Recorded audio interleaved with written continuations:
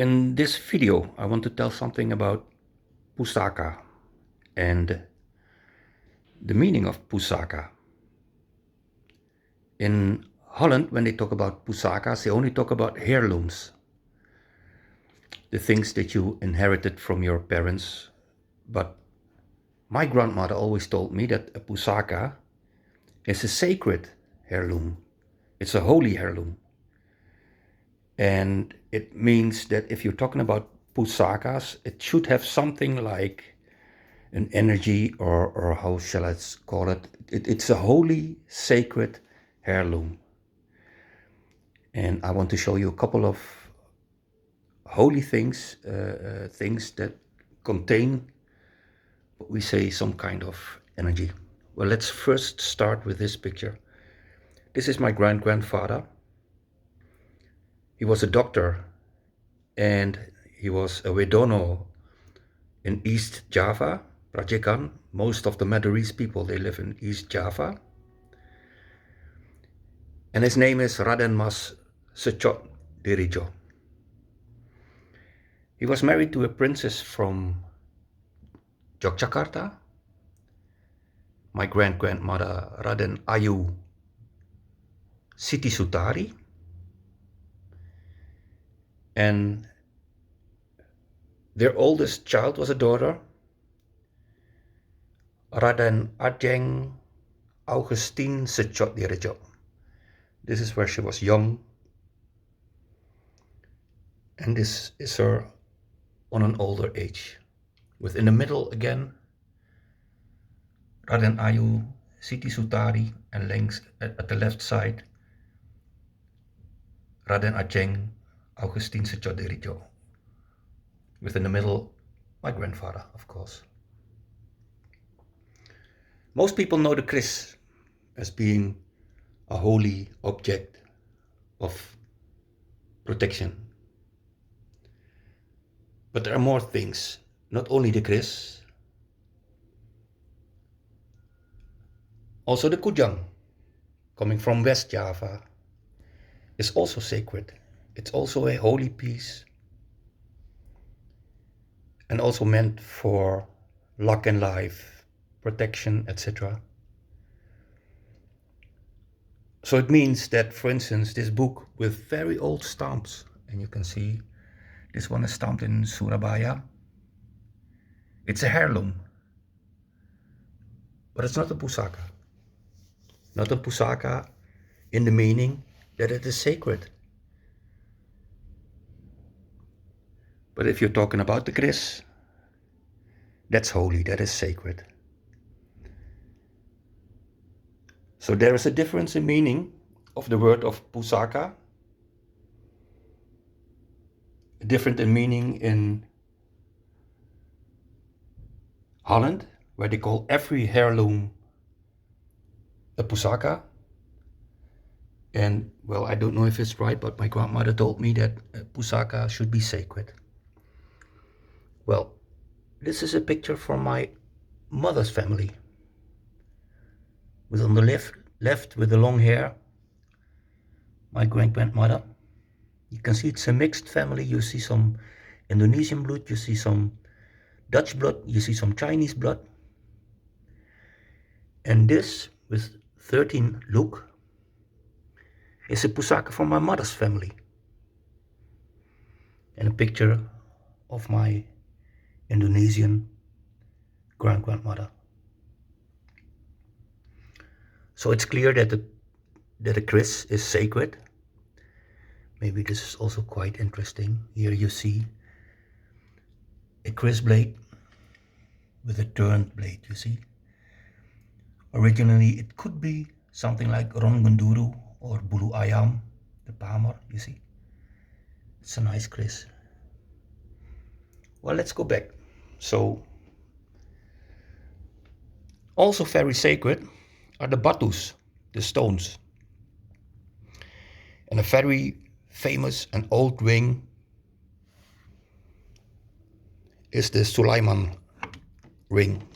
Sulaiman from King Solomon.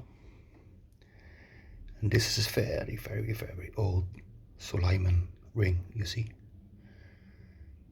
The setting is quite naive. You can call it quite naive. And Sulaiman stone, the Batu Sulaiman, is very famous in Indonesia. Another interesting gemstone that I've got over here is a black opal from Banten. And the black opal is also a very beautiful stone because it has all those colors inside, you see? Here you see the Indonesian, is it sharp like this? Yeah, the Indonesian black opal. So when you're talking about energy and things, you can talk about the kris, you can talk about the batus.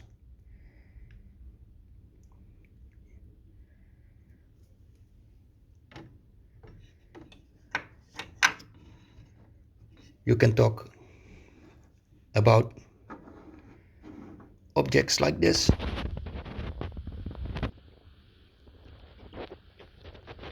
It's made out of coral coming out of the sea from the Moluccas. I always wear it in white. I've got it black. This is what they call the red.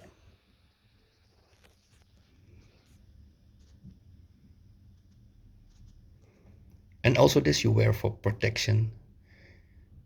You could wear it on the left side, on the right side, depending on your purpose. They put it sometimes by children to sleep.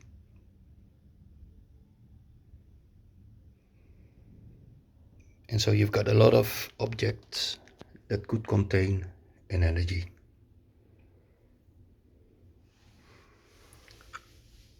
Here again, Kejebung and Batu Akik. This is actually to clean the negative energy.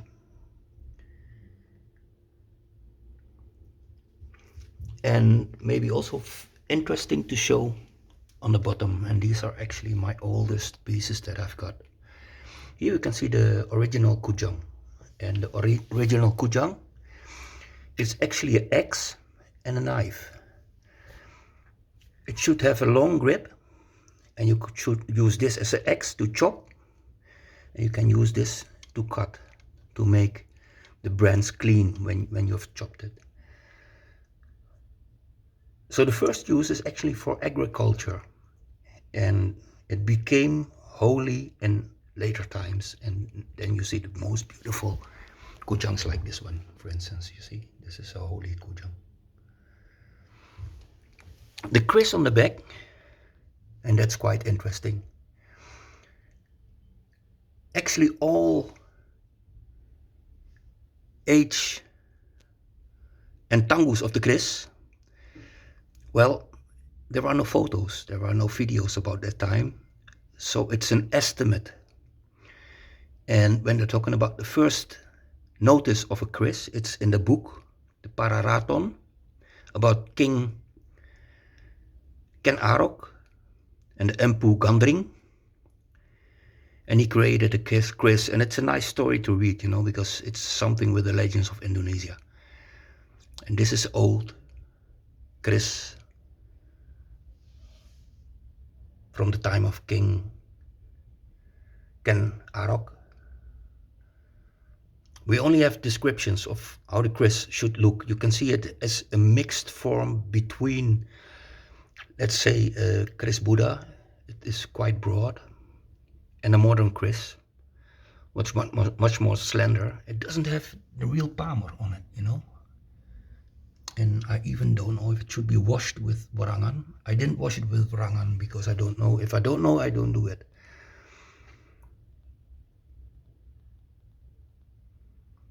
But it's a very interesting kris, of course. Very, very interesting kris. And if you're talking about a broad kris, then this is maybe also quite interesting. Well, you can see that this is from a later date. You can see it on the palmer already. And it has nice palmer on it. So it should have palmer, you see.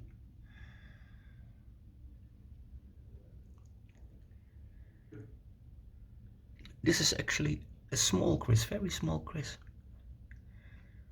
with some lines in the middle. That's usually for protection. Sometimes they call it a woman's kris. And although it's small,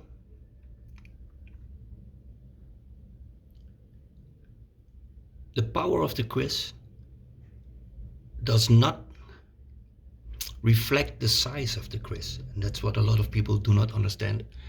It could be that a small kris is even more powerful than a big kris because it's not the size, it's the energy. And energy is energy. And if you put energy, let's say cosmic energy, in a small object, it stays energy.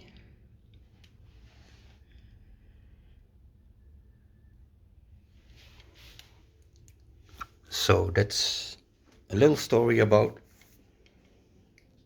my heirlooms and where I'm coming from. On the bottom, a bogor with the colors of the Navasanga: white, red, yellow, and black is my offering in honor of my grandparents.